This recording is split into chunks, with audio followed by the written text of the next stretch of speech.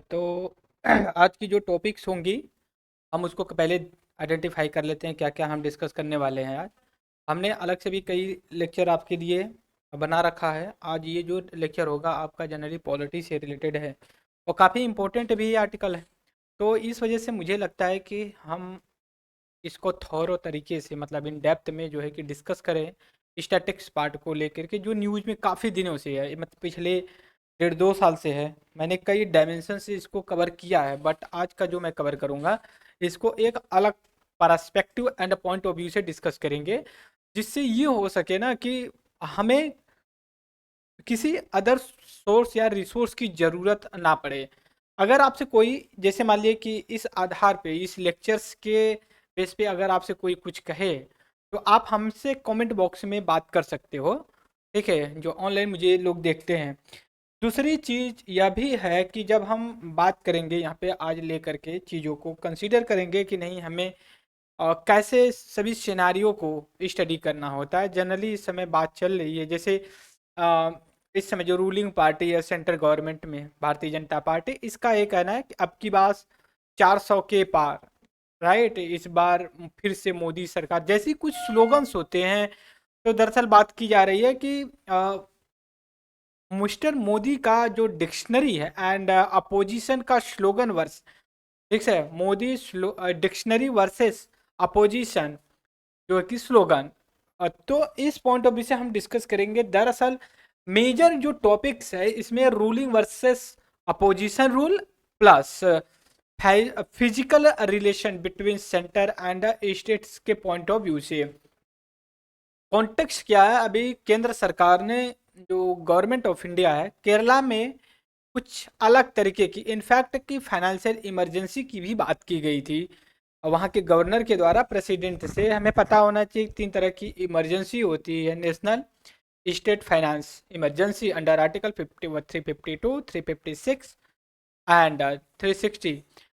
इस कॉन्टेक्स्ट में जब हम और आगे चल कर के बात करते हैं सेंटर और स्टेट्स के बीच में, यहाँ से यूपीएससी जब सवाल कर लेती है तो बड़ा मुश्किल होता है कि आप उस सवाल को हैंडल कर पाएँ। जब आप पूरी तरह से कंसेप्चुअल क्लियरिटी के थ्रू आपने अगर स्टडी किया है तो आपके लिए बेस्ट होता है ये कि आप चीज़ों को कंसीडर कर पाएँ।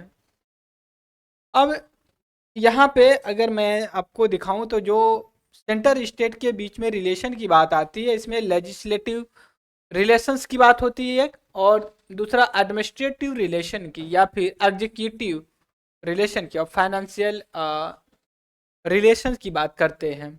ठीक है, तो हमें इस 3 सेक्शन में स्टडी करना है, बट आज हमारा जो फोकस अगर या फिर न्यूज में की बात करें, जो न्यूज की चल रही बात इसको लेकर के हम बात करेंगे। Financial relationship between centre and state, इस एग्जाम्पल की Kerala and government of India के बीच में चल रही है फाइनेंशियल कंडीशन को लेकर के। ठीक है, हमें यह भी पता होना चाहिए कि जब हम किसी चीज़ को कंसीडर करते हैं तो हम किस किस पॉइंट्स को कंसीडर करते हैं। जैसे वन आर्टिकल 143 एक आता है और 293 एक आर्टिकल आता है। इसमें यह है कि अगर मान लीजिए स्टेट गवर्नमेंट कहीं से उधार लेती है या फिर बोरो करती है। ठीक है, बोरो करनी, बोरो का मतलब ये हो जाता है, बोरो का मतलब ये उधार लेना होता है। ठीक है, उधार लेना होता है तो वो कुछ बिहाफ पे लेता है, बट इसको जो है कि अप्रूवल लेना पड़ता है, अप्रूवल लेना पड़ता है या फिर सहमति लेनी पड़ती है गवर्नमेंट ऑफ इंडिया, या बोल सकते हो यूनियन गवर्नमेंट की। और ये उधार अपने स्टेट कंसोलिडेशन फंड के बेस पे लेते हैं, जो सिक्योरिटी होती है जैसे गारंटी के रूप में रखा जाता हो। तो सेंट्रल गवर्नमेंट को अगर ये रियलाइज होगा कि नहीं जो ये उधार लेने की बात कर रहे हैं ये कहीं ना कहीं थ्रेट्स है, फाइनेंशियल क्राइसिस की बात है, तो ये जो है कि मना कर सकती है। राइट, तो ये मना कर सकती, कहती नहीं भाई आप मत लीजिए। तो ऐसा ही गवर्नमेंट ने किया। तो स्टेट गवर्नमेंट अगर मैं बात करूं यहाँ पे, तो स्टेट गवर्नमेंट जो है कि आपकी जो केरला थी, ठीक है केरला, तो थोड़ा सा इसको अलग कलर में लिखते हैं केरला। तो इसने अप्रोच किया, ठीक है, अप्रोच किया कहाँ पे, जुडिशरी में, स्पेशली सुप्रीम कोर्ट में चली गई। सुप्रीम कोर्ट में इसने कहा देखिए हमें जो है कि पैसे लेने के लिए केंद्र सरकार जो कि बात कह रही कि नहीं नहीं ले सकते, तो सुप्रीम कोर्ट ने फिर क्या किया, कहा कि भाई ऐसा है ना कि जो आप ये काम कर रहे हैं, ये केस जो ले करके आए हो, अभी तक इतिहास में 1947 से लेकर के 2024 तक ऐसा कोई केस आया नहीं था। तो इस वजह से एक काम करिए, आप हमें टाइम दीजिए और हम जो हमें पावर है कि interpretation of the constitution, interpretation of the constitution, constitution है जो, इसके कॉन्टेक्स्ट में हम थोड़ा सा टाइम चाहते हैं, आप हमें दीजिए और हम पावर अपना यूज करेंगे। पावर, पावर क्या है, आर्टिकल 143 में पावर ये है सुप्रीम कोर्ट की, तो ये इस्टेब्लिश करती है, सेटअप करती है कॉन्स्टिट्यूशनल बेंच, कॉन्स्टिट्यूशनल बेंच, ठीक है, बेंच। और ये कहा कि हम जो आर्टिकल 193 है इसको इंटरप्रिटेट करेंगे और चेक करेंगे क्या होना चाहिए क्या नहीं होना चाहिए। दूसरी चीज यह भी बताया कि इसके अंतर्गत जो पावर होती है कॉन्स्टिट्यूशनल बेंच इस्टेब्लिश करने की, ठीक है, तो इसमें यह चीज हमें पता होना चाहिए दोस्तों, ठीक है, यह चीज पता होना चाहिए कि दरअसल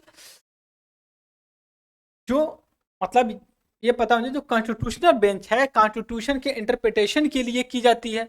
दूसरी चीज ये है कि अगर कॉन्स्टिट्यूशनल बेंच इस्टेब्लिश की जाती है तो कम से कम 5 जजों का ग्रुप होना चाहिए। ये डिसाइड किया जाता है केंद्र सॉरी जो है कि CJI के द्वारा, ठीक है, चीफ जस्टिस ऑफ इंडिया, मुख्य न्यायाधीश के द्वारा किया जाता, राइट।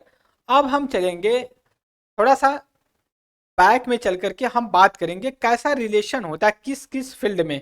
3 सेक्शन में रिलेशन होता है केंद्र सरकार और जो है कि राज्य सरकार के बीच में। तो एक होता है आपका एडमिनिस्ट्रेटिव, दूसरा होता है लेजिस्लेचर, तीसरा होता है आपका फाइनेंशियल रिलेशन। 3 रिलेशन पे बात कर रहे हैं, 3 संबंधों में केंद्र और राज्य के बीच में। आइए बिना टाइम विलम्ब किए हम आते हैं अपना PDF के थ्रू यहाँ पे स्टडी करें। देखिए जब स्टूडेंट्स जो होते हैं, स्टूडेंट्स नहीं, competitor, you can called competitor, दो people are preparing to for the competitive examination, not students, right, as a competitor, right. Competitor और स्टूडेंट में फर्क होता है, कभी फ्री में बताएंगे। तो जो कंपटीटर होता है उसको अगर कोई प्रॉपर गाइडेंस नहीं करता है तो 3 साल 4 साल उस बच्चे को ये पता करने में समय निकल जाता है कि हमें कौन से सोर्स से पढ़ना चाहिए, ठीक है, और कौन सा चैप्टर पढ़ना चाहिए, कैसे पढ़ना चाहिए। क्योंकि मैं पर्सनल एक्सपीरियंस बता रहा हूँ, थे तो बहुत लोग बट वही थे कि क्यों हम उसकी मदद करें, ठीक है। तो इसलिए CS सेंटर दिल्ली मतलब जो कॉन्सेप्ट है जो लाया गया, इसके पीछे जो मेजर रीजन था दो था कि उन बच्चों को गाइड करना, मेंटरशिप देना जिसको ज़रूरत है, जिसको कोई गाइडेंस नहीं करने वाला, पहली चीज़। दूसरी चीज़ कैसे पढ़ा जाए, कहाँ से पढ़ा जाए और चीज़ों को कैसे रिलेट किया जाए कॉन्टेम्प्रेरी स्टैटिक्स से करंट अफेयर्स, राइट। तो अब यहाँ पे आते हैं, देखिए पॉलिटी के लिए हम सबसे बेस्ट बुक मानते हैं लक्ष्मीकांत। लक्ष्मीकांत सर की एक इंस्टीट्यूट भी होता है साउथ इंडिया में, बट अब इंस्टीट्यूट नहीं है, हालांकि अब इन्होंने अलग प्रोफेशन एक्सेप्ट कर लिया एज ए प्रोफेसर के रूप में, बट इनकी बुक्स UPSC के लिए आज भी उतनी ही महत्व रखती है जितनी फर्स्ट टाइम रखी थी। थोड़ा सा अगर आप और वैल्यू एडिशन करना चाहें तो DD बसु, दुर्गादास बसु और उसके बाद जो है कि सुभाष कश्यप होती है। इसके बाद इन बुक्स को पढ़ने से पहले आप NCERT की 2 बुक आती है 11th-12th की, constitution of India, theory of the political science, इसको पढ़ लेना चाहिए। आते हैं हम यहाँ पे, अब लक्ष्मीकांत से हम यहाँ पे स्टडी कर रहे हैं। इसमें एक चैप्टर आता है, 6th एडिशन है ये, मैं डायरेक्ट वहाँ से लेके बात कर रहा हूँ। इसमें एक अरे सेंटर स्टेट के रिलेशन में देखिए क्या होता है कि इंडिया का जो संविधान है उसमें एक फेडरल स्ट्रक्चर की बात की जाती है। तो हमें फेडरल स्ट्रक्चर के बारे में पता होना चाहिए, मतलब divides all power, divides all powers, कौन सा, पहला लेजिस्लेटिव, दूसरा एग्जीक्यूटिव, तीसरा फाइनेंशियल। एग्जीक्यूटिव को हम एडमिनिस्ट्रेटिव भी बोलते हैं, एडमिनिस्ट्रेटिव। हिंदी में बोले तो कार्यपालिका, विधायिका, विधायिका बोलेंगे। प्रशासनिक, प्रशासनिक या कार्यपालिका, कार्य करना। और वित्तीय संबंध, वित्तीय संबंध ये होता है बिटवीन सेंटर और स्टेट्स के बीच। मगर सम, बट कुछ ऐसे सेक्शन है, आप कहेंगे कि अच्छा तो जुडिशरी कहाँ पे गई, तो न्यायपालिका का भी बंटवारा हुआ है तो नहीं। संविधान में या फिर और भी फॉर्म में कॉन्स्टिट्यूशन के हिसाब से, प्रैक्टिकल के हिसाब से जो हमारी जुडिशरी सिस्टम है वो फेडरल स्ट्रक्चर का पार्ट नहीं है, वो यूनिटरी फॉर्म ऑफ गवर्नमेंट का है और इंटीग्रेटेड जुडिशरी है। सुप्रीम कोर्ट लिंक कर रखी है हाई कोर्ट को, हाई कोर्ट लिंक कर रखी है लोअर कोर्ट। एग्जाम्पल के लिए मैं यहाँ पे आपके साथ शेयर कर रहा हूँ, यहाँ पे इस हिसाब से बनी हुई है, देख सकते हो आप। यहाँ पे सुप्रीम कोर्ट है, दिल्ली में बैठी हुई है, दिल्ली में जाएंगे आपको तो मुझे लगता है कि नोएडा सिटी वाली लाइन पे पड़ता है ये सुप्रीम कोर्ट। उसके बाद आइए तो पड़ जाता है दूसरा आपका हाई कोर्ट पड़ जाता है। 28 हमारे स्टेट्स हैं, ठीक है। और दिल्ली एक ऐसी यूनियन टेरेटरी है, केंद्र शासित प्रदेश है, उसकी हाई कोर्ट है, ठीक है। पटियाला शायद हाई कोर्ट बोलते हैं उसको। और यहाँ पे 25 हाई कोर्ट है, समझ गए, number of the high court 25 है। तो आप कहेंगे 28 और 25 से, तो कुछ ऐसे भी स्टेट्स हैं जिनके कहीं और पे, मतलब कि एक हाई कोर्ट, एक से ज़्यादा राज्य का हाई कोर्ट हो सकता है, बात समझ गए। उसके बाद जमीन पे आएंगे एकदम ग्राउंड लेवल पे, तो आपको क्या मिलेगा, डिस्ट्रिक्ट कोर्ट। तो डिस्ट्रिक्ट कोर्ट को फिर से पिरामिड में हम डिवाइड करते हैं। सबसे ऊपर डिस्ट्रिक्ट कोर्ट होता है, फिर ब्लॉक लेवल पे आइए, फिर विलेज लेवल पे जो ग्राम सभा की होती, ठीक है। तो ये चीज़ें होती, तो यहाँ पे हमारी जो इंडिया में जो है इंटीग्रेटेड इंटीग्रेटेड जुडिशरी सिस्टम है, जुडिशरी सिस्टम, आप समझ गए। तो ये चीज़ हमें कंसीडर करना चाहिए। आइए यहाँ पे देखते हैं क्या है हमारे लिए। तो हमने यहाँ पे बात किया, और यहाँ पे no division of the judicial power as a constitution has establish and integrated judiciary system. अगर आपसे पूछा जाए, अब आसान भाषा में उसको, अब आते हैं आगे, कह रहे हैं कि थॉट सेंटर और state are the supreme in their respective field. कि जो सब्जेक्ट है सेंटर का काम, जो स्टेट का है वो अपने काम में अपने आप में सुपीरियर है। अगर ये ऑफिस का, उसमें फाइनेंस डिपार्टमेंट, तो फाइनेंस डिपार्टमेंट का जो बॉस वो अपने में सुपीरियर है। एडमिनिस्ट्रेटिव पुलिस वाला अपना डीएम अपना है, लेकिन कहीं ना कहीं वो आ करके मिलेंगे ना, कहते हैं दो पैरेलल लाइन मिलती हैं, कहते हैं ना कि दो पैरेलल लाइन मिलती है, बट कहाँ मिलती है, इन्फिनाइट पे बोल देते हैं। आप समझ रहे हो, अभी एक समझिए कहाँ मिल जाएंगी, ये ऐसे चली जा रही है और ये ऐसे जा रही है पैरेलल, और ऐसे जाएगी तो पैरेलल रही कहाँ, तो इस वजह से पैरेलल में जाती हैं, तो वो लेकिन कहा जाता है मिलती ही कहाँ, इन्फिनाइट पे। ऐसा होता है कि जब जमीन के अंदर जाएंगे तो उसका जो कोर होता है वहां पे मिलेंगी। आपको जमीन के अंदर 25-50 हज़ार किलोमीटर खुदाई करना पड़ेगा, फिर वहां पे लाइन मिलेगी। क्यों? क्योंकि वो सेंटर होता है, ठीक है। तो इस हिसाब से बस ये कह दिया जाए, दो पैरेलल लाइन कभी नहीं मिल, जो कि इन्फिनाइट पे मिलती है। इतना कह करके फिजिक्स में जो फिजिशियन होते हैं वो अपने आप को बचा लेते हैं। अब आगे आते हैं, मैक्सिमम हार्मोनी एंड कोऑर्डिनेशन देखने को मिलता है फेडरल स्ट्रक्चर में। अब देखिए सेंटर और स्टेट के बीच में मेजरली 3 फील्ड में रिलेशनशिप की बात की जाती है। एक होता है लेजिस्लेटिव, दूसरा होता है एडमिनिस्ट्रेटिव रिलेशन, और तीसरा होता है आपका फाइनेंशियल। एडमिनिस्ट्रेटिव को आप एग्जीक्यूटिव के नाम से भी जानते हैं, ठीक है, एग्जीक्यूटिव के नाम से भी जानते हैं। ये चीज़ ना क्लियर। अब आगे आते हैं, हम बात करते हैं, ठीक है। लेजिस्लेटिव रिलेशनशिप की अगर हम बात करते हैं तो ये आपका आर्टिकल 245 से लेकर के 255 और पार्ट 11, यहाँ पे एक्साई का मतलब रोमन अंक में लिखा जाता है। बात समझ गए। अब जब हम एडमिनिस्ट्रेटिव फील्ड की बात करते हैं तो एडमिनिस्ट्रेटिव में क्या क्या आता है, बात समझ गए। Like other federal structure, legislative power between centre and the state. Legislative पे जैसे पहला क्या आएगा आपका, टेरिटरी की बात करते हैं, स्टेट की और जो है कि राज्य की।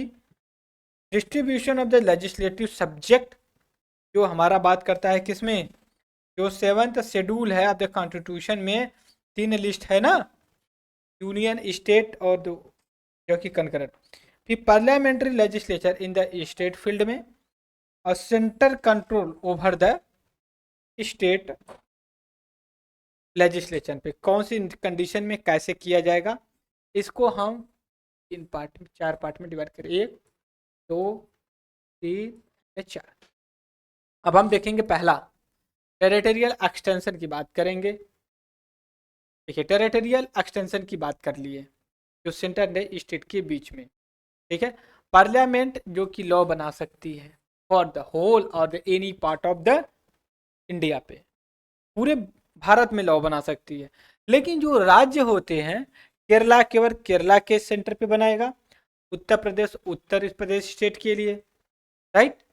और दूसरी चीज आती है यहाँ पे, आपकी बात कर सकते हो, दूसरा state legislation can make the state, last पे parliament along can make the extra territory. जब इंडिया के टेरिटरी से बाहर भी अगर कोई जगह है इंडिया की, सपोज करिए इंदिरा पॉइंट एकदम साउथ में पड़ जाता है इंडिया का, तो वहां पे अगर लॉ बनाना है, मान लीजिए कोई स्टेट्स में नहीं आता है, तो वो कौन बनाएगा, उस पर बनाएगा सेंट्रल गवर्नमेंट। अंटार्कटिका पे रिसर्च है, वहां पे जमीन ले रखा भारत सरकार, तो भारत सरकार बनाएगी। ये चीज बात करते हैं। अब आगे आके बात करेंगे,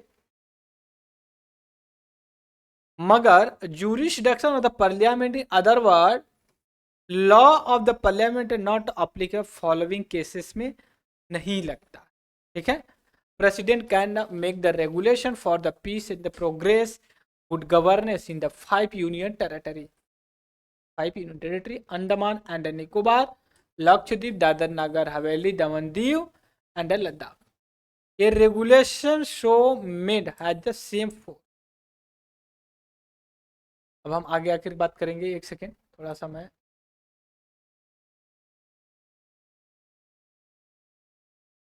एक सेकेंड, ओके। अभी दिख रहा होगा कि नहीं दिख रहा आप लोगों को, मुझे लगता है दिख रहा होगा, ठीक है। अब देखिए, governor have a power to direct parliament does not apply the schedule. देखिए कुछ ऐसे होते हैं एरिया भारत में जहाँ पे गवर्नर को डिस्क्रिशनरी पावर दी गई है, कि अगर गवर्नर कह दे कि भैया ऐसा है ना, आपका जो कानून है पार्लियामेंट का यहाँ पे लागू नहीं होगा, तो वो लागू नहीं होता है, जो आपका शेड्यूल 5 एंड शेड्यूल 6 में जो भी मेंशन की गई है। The governor of the state like direct parliament does not apply, ठीक है। मतलब वही चीज जो मैंने बताने की कोशिश है, एएमएमटी जो शेड्यूल 6 में आता है। Distribution of the legislative subject, constitution provide three fold distribution the legislative. जैसे एक होता है आपका कौन सा, यूनियन लिस्ट, दूसरा होता है आपका स्टेट लिस्ट, और तीसरा concurrent list in the 7th schedule of the constitution. Power में डिवाइड कर रखा गया है, आपको भैया इसमें करना है, केंद्र को उसको करना है। जैसे अगर हम यूनियन लिस्ट की अगर हम यहाँ पे बात कर रहे हैं, यूनियन लिस्ट की अगर हम बात कर रहे हैं आपसे, तो आप देखेंगे जब ओरिजिनल कॉन्स्टिट्यूशन आपका कब 1947 49 एंड 50 को बना था, तो उसमें 97 सब्जेक्ट थे, ठीक है। अब प्रेजेंट में कितने हैं? 98 है, एक बढ़ गया है। अब आते हैं स्टेट लिस्ट में नॉर्मल सरकमस्टेंस, जब नॉर्मल चीजें है मतलब सब कुछ संविधान के अनुसार चल रहा है, कोई national emergency, financial emergency, constitutional emergency जैसी कुछ चीजें नहीं चल रही हैं, तब की कंडीशन में तो स्टेट के पास 59 सब्जेक्ट एट प्रेजेंट टाइम में है। लेकिन जब संविधान बना था तो 66, कहने का मतलब केंद्र सरकार ने और उनका पावर कम कर दिया। अब इसके बाद आइए जो कंकरेंट लिस्ट की बात करते हैं, प्रेजेंट टाइम में 52 एंड ओरिजिनल कॉन्स्टिट्यूशन में 47, तो मतलब बढ़ा ना, पाँच पाँच उधर घटा, पाँच इधर बढ़ गया। तो अब देखिए कई बार सवाल पूछा गया है, ठीक है, कि कौन से संविधान संशोधन के कॉन्स्टिट्यूशनल अमेंडमेंट के through government of India transfer state subject into concurrent list में। आप समझ रहे हो? अब आपके दिमाग में है कि ऐसा क्यों किया, क्यों किया और क्या किया, उसको हम देख रहे। देखिए 42 कॉन्स्टिट्यूशन अमेंडमेंट 1976 में 5 ऐसे सब्जेक्ट थे स्टेट लिस्ट में उनको ट्रांसफर कर दिया गया, कहाँ पे? कंकरेंट लिस्ट में, ठीक है। कंकरेंट लिस्ट जैसे यूनियन पे यूनियन लॉ बनाती है, स्टेट पे स्टेट बनाती है, कंकरेंट लिस्ट पे यूनियन एंड स्टेट दोनों लॉ बना सकते हैं। बात समझ गए? अब इसने यूनियन में जोड़ने की बजाय कंकरेंट में कर दिया, और हो गया कि लाठी टूट भी जाए, सॉरी सांप मर जाए और लाठी ना टूटे। तो इसने 5 सब्जेक्ट को ट्रांसफर किया। पहला एजुकेशन, जो आपका नेशनल एजुकेशन पॉलिसी आई है, इसी वजह से आई है, केंद्र भी बनाती है राज्य भी बनाती है। अभी नेशनल एजुकेशन पॉलिसी केंद्र की आई तो सबको इम्प्लीमेंट करना पड़ता। अगर कंकरेंट लिस्ट जो 52 सब्जेक्ट है, अगर इसमें कॉन्फ्लिक्ट हो जाएगा तो सेंट्रल गवर्नमेंट, यूनियन गवर्नमेंट का लॉ सबसे सुपीरियर होगा।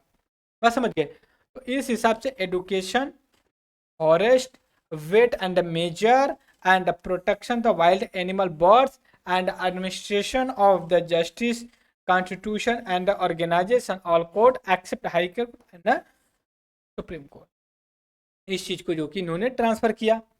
फिर इसके बाद आते हैं parliament of power make the law protection, वो अलग चीज है।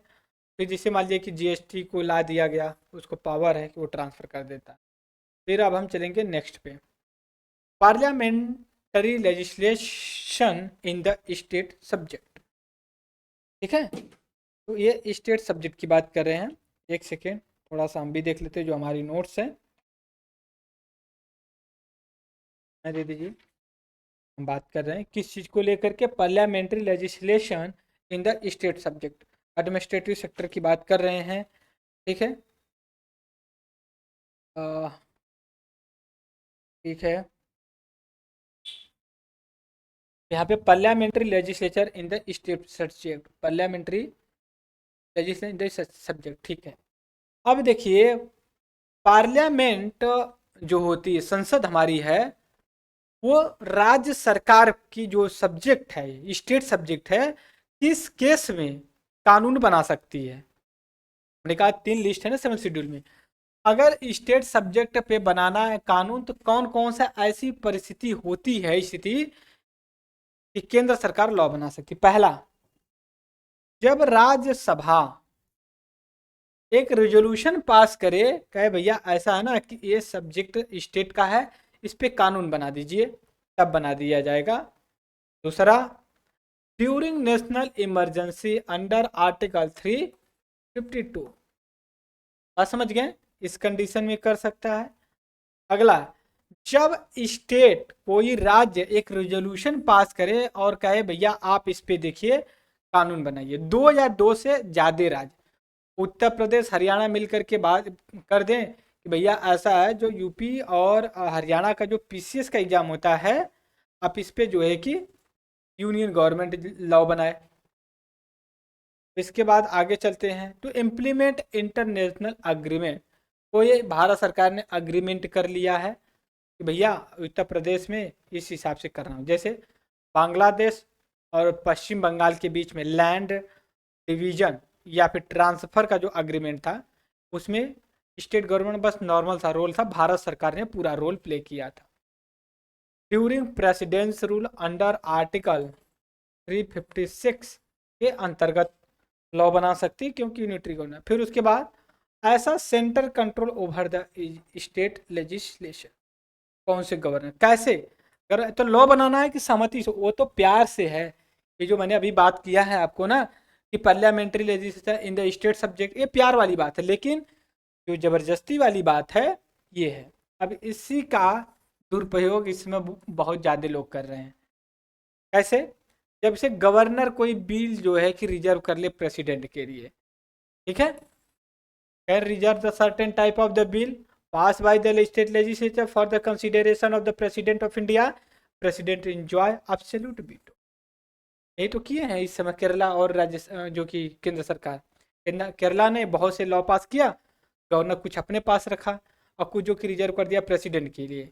अब वो लंबा चौड़ा जो कि प्रोसीजर हो गया, काम नहीं हुआ ये टूल। फिर उसके बाद centre can direct state to reserve the bill, money bill तो other financial bill pass by the state legislature financial emergency के दौरान। अब आते हैं, अब आगे हमें क्या करना है, एडमिनिस्ट्रेटिव रिलेशन की बात अब हम करेंगे। क्या करेंगे? एडमिनिस्ट्रेटिव रिलेशन की बात करेंगे, किसके किसके बीच में, केंद्र और राज्य के बीच में। तो सबसे पहले पता होता है एडमिनिस्ट्रेटिव रिलेशन की बात जो की जाती है आर्टिकल 256 से लेकर के 263 तक के बीच की बात की जाती है, और पार्ट 11 में। अगर आपसे सवाल पूछा जाएगा कि सवाल यहाँ से कैसे पूछा जाएगा, अभी तक इतनी 2 लाइन में पूछा जाएगा, सेंटर स्टेट के बीच में एडमिनिस्ट्रेटिव रिलेशन कौन से पार्ट में मेंशन किया गया, दैट इज कॉल्ड 11th। कौन कौन से आर्टिकल के बीच में है, 256 से लेकर 263 के बीच में है। अब देखिए एडमिनिस्ट्रेटिव रिलेशन की अगर हम बात करते हैं तो क्या है, distribution of the executive power, executive power की बात करते हैं, बस समझ गए। एग्जीक्यूटिव पावर जैसे मान लीजिए जो एग्जीक्यूट करना, जो इस आप 7th शेड्यूल की बात किए थे। दूसरा आएगा obligation of the state and the centre, the place constitution place a two restriction on the executive power of the state in order to given the scope of the center exercising the executive power in the unrestricted manner। बात समझ गए? अब उसके बाद तीसरा में आता है, हालांकि कुछ आर्टिकल्स भी दिए गए हैं कि हम आर्टिकल्स में नहीं जाएंगे। तीसरा पॉइंट्स आता है यहाँ पे आपका कि centre direction to states, 2 cases में, कुछ केसेस में सेंट्रल गवर्नमेंट डायरेक्शन दे सकता है, the construction and the maintenance mean communication by the states. फिर उसके बाद major to taken the protection of the railway की बात कर रहे हैं विद इन द स्टेट। तो आपके दिमाग में रहेगा रेलवे किसका सब्जेक्ट होता है, केंद्र सरकार का, लेकिन उसको मैनेज करने का मतलब सिक्योरिटी के पॉइंट ऑफ व्यू से स्टेट की भी जिम्मेदारी होती है रेलवे के कॉन्टेक्स्ट में। फिर उसका mutual delegation of the function, कुछ जो लास्ट में आता है mutual delegation of the function की बात की जाती है, जैसे power between centre state, consequently centre can the delegate its legislative power. अब हम आगे चलते हैं, cooperation, cooperation between the centre and the state के बीच की बात करते हैं, ठीक है। पार्लियामेंट्री कर provide adjudication the distribute complaint with respect user distributor inter state की बात करते हैं, cooperation between centre and the state की बात। इसका प्रेसिडेंट कैन इस्टेब्लिश, ठीक है, inter state council under article 263। अगर आपसे पूछा जाए इंटर स्टेट काउंसिल जो इस्टेब्लिश की जाती है कौन से आर्टिकल के अंतर्गत की जाती है, 260 के अंतर्गत की जाती है। फिर उसके बाद ऑल इंडिया सर्विस के बाद, जैसे IS है, IPS है, IRS है, IFS है, ये जो सर्विस होती है इसमें देखिए क्या होता है, लाइक एनी अदर फेडरेशन, ठीक है, central state have their separate public service called the central service and the state service respectively, UPSC, state public service commission and the union public service commission। All India पे देखा जाए all India service, IS, IPS, IFS, member of this service occupy top position. समझ गए? इस case में देखते हैं। फिर उसके बाद IS की थोड़ा सा बैकग्राउंड बता देते हैं कि 1947 में Indian civil services are replace by the IAS. 47 तक आईसीएस के रूप में देखते थे, लेकिन 47 के बाद इसको आईएएस के रूप में जाना जाने लगा। आईपीएस इंडियन पुलिस को जो है कि रिप्लेस कर दिया गया as a IPS Indian police services कर दिया गया, recognise constitution all India service में। फिर उसके बाद 1956 1965 में आईएफएस की पोस्ट को क्रिएट किया गया, फॉरेस्ट सर्विस को क्रिएट किया गया।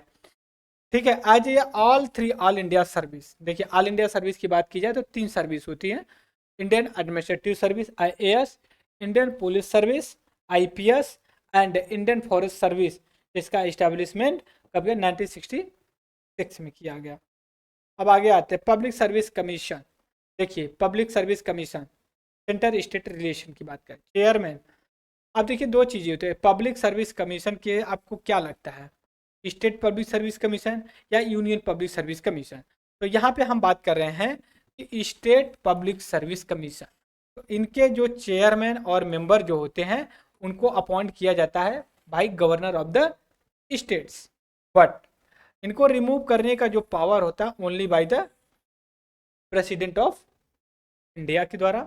पार्लियामेंट इस्टेब्लिश करती है joint state public service commission. आपसे पूछा जाए ज्वाइंट पब्लिक सर्विस कमीशन कौन इस्टेब्लिश करता है, तो पार्लियामेंट सेंट्रल गवर्नमेंट करती है। 2 ऑफ मोर स्टेट्स के रिक्वेस्ट पे, जब ये राज्य रिक्वेस्ट करते हैं तब किया जाता है। और उनके मेंबर्स चेयरमैन को अपॉइंट या रिमूव करने का पावर किसके पास है? प्रेसिडेंट्स के पास होता है। Union public service commission the need to the state के request of the state governor के आधार पे जो कि अप्रूवल कर लेता है। और एक होता है union public service commission all India. Integrated judiciary होती है, हमने पहले भी बात कर लिया है। फिर relation during the emergency. Emergency 3 तरह की होती है। एक होता है आपका 352 जिसको नेशनल इमरजेंसी बोलते हैं। दूसरा होता है प्रेसिडेंट्स रूल जिसको कॉन्स्टिट्यूशनल इमरजेंसी बोलते हैं। और तीसरा होता है 360 पे फाइनेंशियल इमरजेंसी के रूप में कंसीडर किया जाता है। अदर प्रोविजन भी कुछ दिए गए हैं, ठीक है। उसके बाद एक्स्ट्रा कॉन्स्टिट्यूशनल कुछ चीज़ें, एक्स्ट्रा कॉन्स्टिट्यूशनल में अगर हम बात करें सेंटर स्टेट के बीच में जो रिलेशन की, जैसे national integration council, central council of the health family कुछ बनी हुई, जोनल काउंसिल बनी हुई है उस चीज़ को लेकर के, ठीक है। अब आगे आकर के हम बात करते हैं यहाँ पे फाइनेंशियल रिलेशन की। अब बात करेंगे जो मेन टॉपिक है फाइनेंशियल रिलेशन की। बात ये होती है 268 से लेकर के 293 पार्ट जो है कि 12th में रिलेशन की बात की जाती है। Finance allocation of the taxing power. Allocation देखिए इसमें अगर आप फंसेंगे तो बहुत लंबा चौड़ा लेक्चर होगा, बस इतना समझिए कि डिवीजन हुआ है जिस सब्जेक्ट का जो आता है वो उसके अंतर्गत रखता है। कुछ ऐसे सब्जेक्ट भी होते हैं जिसपे केंद्र सरकार टैक्स लगाती ट्रांसफर करती है किसको? राज्य सरकार को। जिसपे टैक्स सेंट्रल गवर्नमेंट लगाती है लेकिन कलेक्ट किया जाता है राज्य सरकार के द्वारा। अब आगे आते हैं, कुछ बात है जो हम उसको कर लेते हैं जो हमारे लिए इम्पोर्टेंट है, ठीक है। यहाँ पे देखते हैं डिस्ट्रीब्यूशन द रेवेन्यू टैक्स। लेकिन ना और भी समझिए जो टैक्स रेवेन्यू का होता है, यहाँ पे डिस्ट्रीब्यूशन नॉन टैक्स रेवेन्यू, ये सभी चीज़ें बस कहानी बताई गई है, तो अलग से हमें डिस्कशन करना चाहिए, ठीक है। अब मैं शॉर्ट में आपको एक चीज़ बताऊंगा, ठीक है। सपोज करिए कि स्टेट गवर्नमेंट है, ठीक है, उसको अगर रिसोर्स चाहिए पैसा, ठीक है, वो जनरली अगर मान लीजिए बोरो करती है कहीं से, तो सब सेंट्रल गवर्नमेंट का, गवर्नमेंट ऑफ इंडिया का अप्रूवल जो है कि बहुत ज़रूरी होता है फॉर दैट, तभी जो कि लिया जा सकता है, राइट। तो ये हमारा एक बेसिक डिस्कशन था जिसको मुझे उम्मीद है कि आप इसको कंसीडर जरूर करेंगे, ठीक है। तो इस वजह से आज के लेक्चर में इतना ही रहेगा। हम नेक्स्ट लेक्चर में फिर से आएंगे और एक नए टॉपिक, नई एनर्जी के साथ, राइट। तो इस लेक्चर में इतना रहेगा ऑनलाइन वालों के लिए।